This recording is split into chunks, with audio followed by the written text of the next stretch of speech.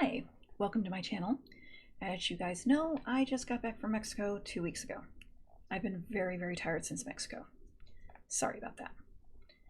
Now, Kiva, of course, had to make an appearance already in this video. Kiva, go lay down, baby. Now let's hope he doesn't have to say anything. I'm getting side-eyed. But let's talk. Okay, so as you guys know, I went down to Mexico to do IVF. Now, this was not the first time I have tried to do IVF. First time was in 2019, 2020. Now, it was really different compared to the IVF here, compared to the IVF in Mexico. Now, the reason it was so different was because here, they didn't do as much testing. They really didn't seem concerned about how many miscarriages I've had, having issues carrying full term, or any of that other stuff. They did not really seem interested in it. They just were going, okay, well, we're going to do this, and this. We're testing this. You're going to go have an ultrasound. You're going to go do this. You're going to go do this. You're going to take these. So they just did standard testing, only to find out pretty much nothing. And the amount of testing Mexico did was 3-4 times the amount of testing. Mexico actually tested a lot more items and stuff and tried to figure a lot of that was going on. The clinic here didn't check my endo, didn't check anything.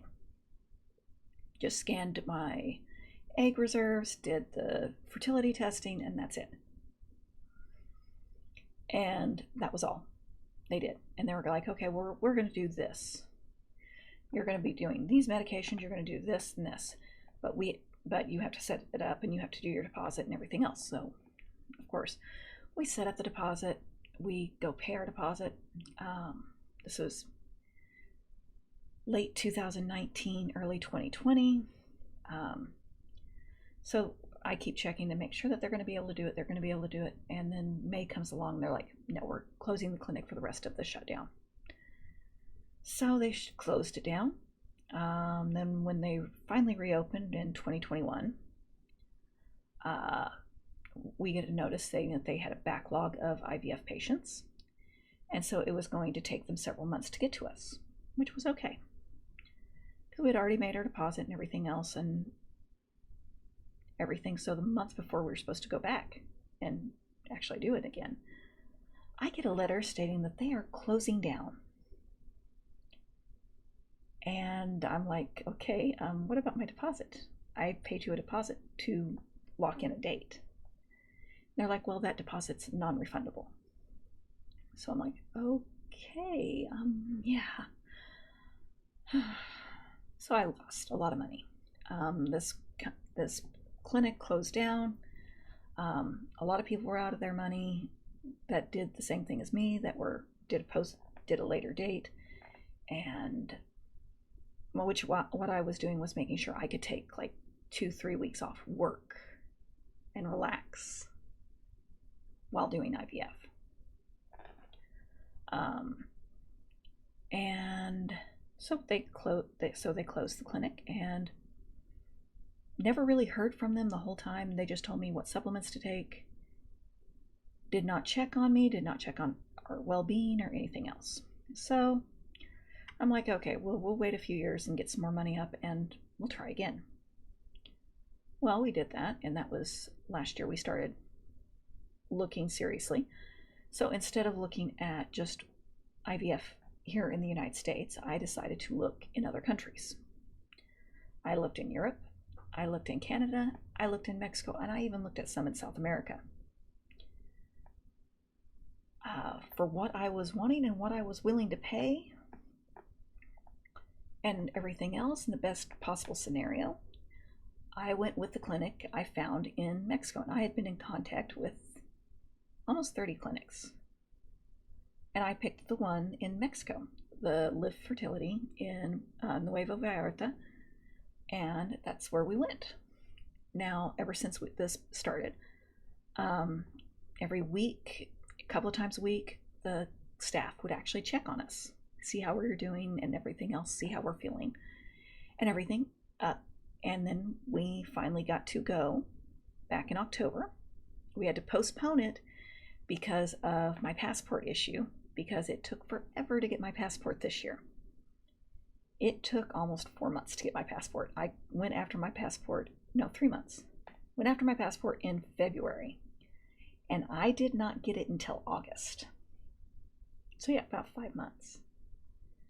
Yeah, so it took almost 5 months to get my passport. If not, it would have been done in July or June, which was when we were originally planning to go. So we went in October. As you guys saw the walking videos, those walking videos are actually us walking to and from the hospital, from my treatments. We would go around, my husband would give me my shots in the back of my arms every day. No, I did not feel good most of the trip. Yes, I had side effects with the shots and the medications. I did not feel good after they took the egg out. I felt really bad for like a few days. But I did not feel good most of the trip. The IVF medications made me sick. I now have a polyp from the IVF medication on my uterus, which will be able to be removed after we're done with this. It's not in my uterus, it's not bothering anything, it's just on it. And IVF medications can cause polyps on it. So I have listened to my doctor since. Whatever she told me to get is what I got. We went in, we looked at everything. They tried to get one egg. They figured out, they're like, okay, we're only getting one egg. It's best if you do a donor. So we got a donor. Now, the difference with a donor here in the States and a donor in Mexico, I have all her medical information. I mean, I have everything.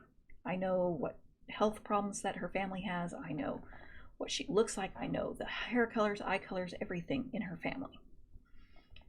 Which is wonderful because that helps you know so much more about your child when you do a donor egg. I know that if her family doesn't have high blood pressure, no real medical issues in her family, no mental issues in her family, and they are very good about screening their donors. So in turn, we didn't really have that much to worry about. We did our donor. We still have 3 donor eggs down there. We ended up with a total of 5 that went all the way to the blast that look really good. They're all high quality eggs. We put 2 eggs in, and my husband actually got to be in the room when they put the eggs in. We got to watch on a monitor our 2 little eggies get put into a little spot in my uterus. And we got to watch it all. Yes, it was a weird sensation. It felt really strange. I had to pee so bad. My brain was really on pee. My husband got to take pictures of our little embryos where they got placed. So it was really nice. We got to be there together while it was done. We got to see it all. We got everything explained to us. Then they taught my husband how to give me my shots, because I have a lot of medical problems. I have 2 mutated genes, and then I also have a mutated protein, which causes me to throw clots and miscarry. So when I told the doctor that I actually had 2 living children, she was actually very, very surprised. With the severity of everything, I should not have 2 living children. So I feel very blessed to already have the 2 I have, even though they came early and have some problems. I still feel very blessed to have them. Now, this pregnancy is, well, yeah, now I spilled the beans. I was very successful with my IVF. First time doing it, She said my uterus lining looked wonderful. She put them in. She was really expecting everything to go really well, and she was exactly right. It looked like both embryos were splitting, so we get to find out how many.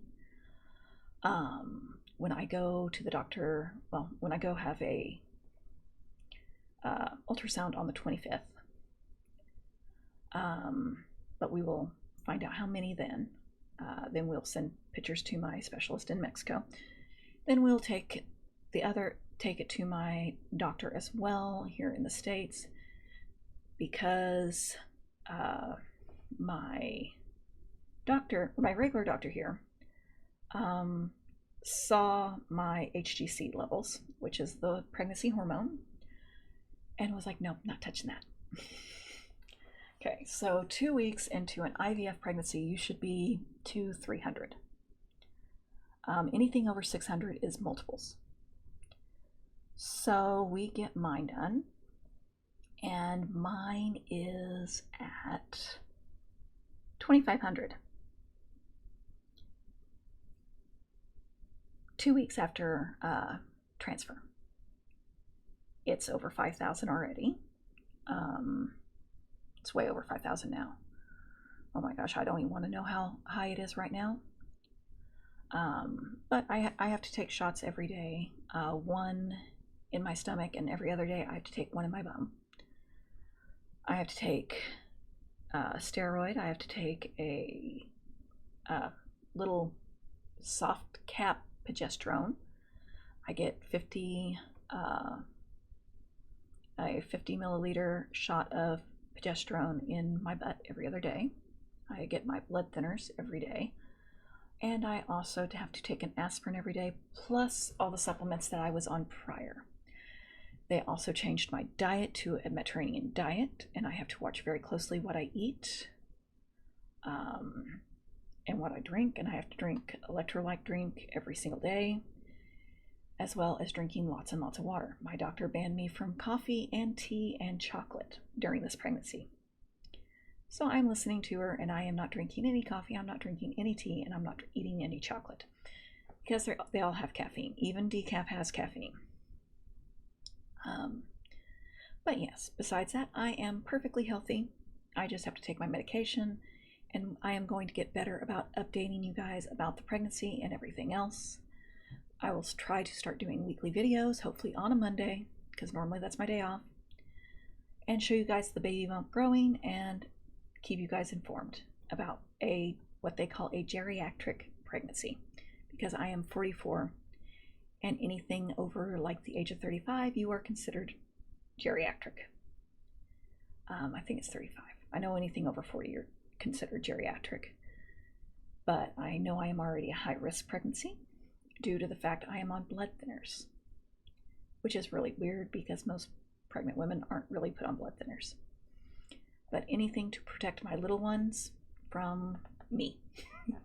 So if you guys are interested in this pregnancy journey, join me on here, TikTok, and Twitch, because I'm going to be posting more on all three constantly, because it's going to be a good way, and you guys will get to see them when they get here.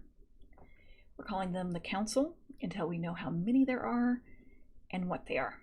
We are calling them the Council. So please join us in this journey, and hopefully you guys have a wonderful day. Thank you.